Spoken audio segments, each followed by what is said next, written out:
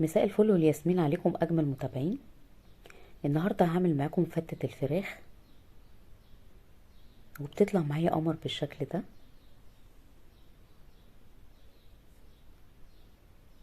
شجعوني باحلى لايك ويلا نسمي بسم الله.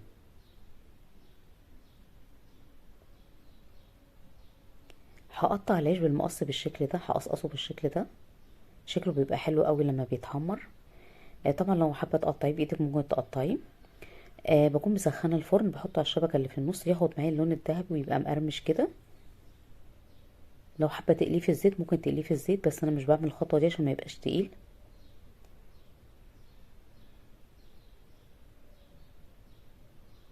هفرده كده في الصينيه وادخله الفرن.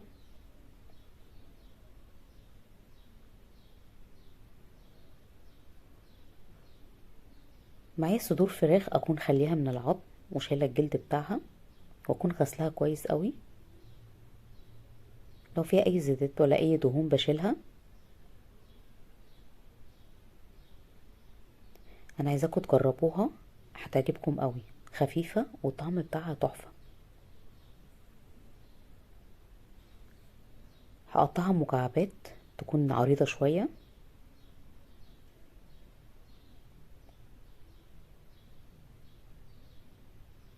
سهله ومش بتاخد معانا وقت. معايا ميه بتغلي على النار، هضيف عليها بصله وسط وطماطميه وسط متقطعين 4، وملح وفلفل اسود، ورق لورا، حبهان مستكه. اول ما تبتدي تغلي هضيف الفراخ، واول كل ما تعمل طبقه ريم بشيلها على طول.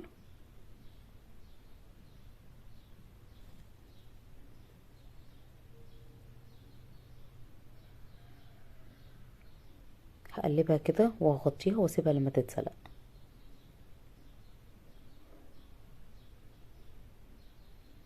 معايا طاسه على النار، هضيف عليها مكعب كبير من الزبده ومعلقتين كبار زيت.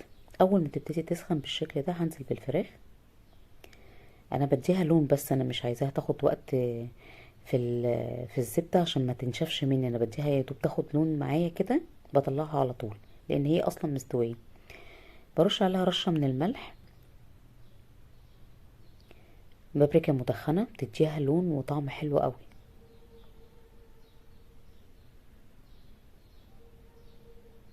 فلفل اسود، بديها رشه من الفلفل الاسود كده. اول ما بتاخد لون معايا من تحت بقلبها على طول على الناحيه التانية. انا مش عايزاها تاخد وقت طويل عشان مش عايزاها تنشف، يا دوب تتلون كده بقلبها على طول.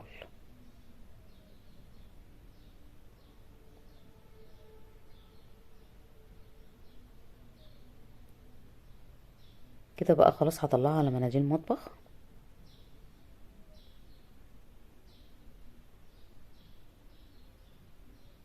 وفي نفس الزبده دي بتاعت التحمير هضيف عليها معلقه كبيره من الثوم المفروم،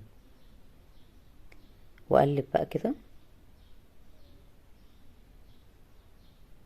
الثوم ده انا حاطه عليه ملح، يعني ملح بسيط، وهحط رشه من الفلفل الاسود. اول ما تبتدي تاخد معايا لون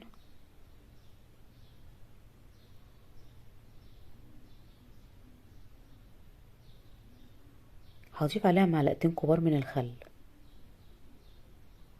طبعا انا بحط الخل حسب كميه الرز اللي انا هعملها والفته اللي انا هعملها. العيش طلعناه بصوا اتحمص بقى، اخد اللون الذهبي الجميل ومقرمش بقى، طعمه تحفه. هحط العيش في طبق التقديم في الاول كده، وهرش عليه الشوربه. يعني حاجه بسيطه كده يا دوب، يعني قابله بسيط كده. انا عايزاه يبقى فيه قرمشه، مش عايزاه يبقى معجن. هكون عامله الرز الابيض، طبعا كلنا بنعرف نعمله. هحط طبقه الرز الابيض بالشكل ده، هفردها بقى كده بالشكل ده.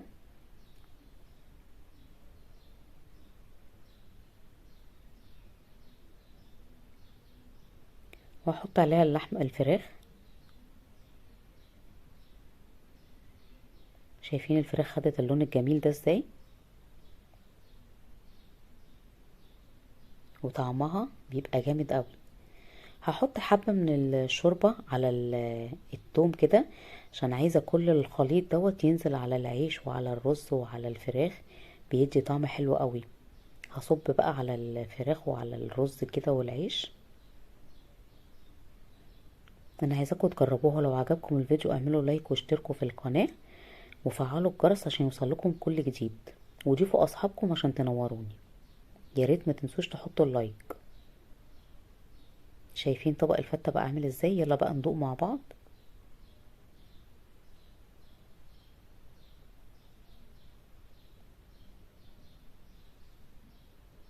الله على الريحة والجمال، جامدة قوي. باي باي.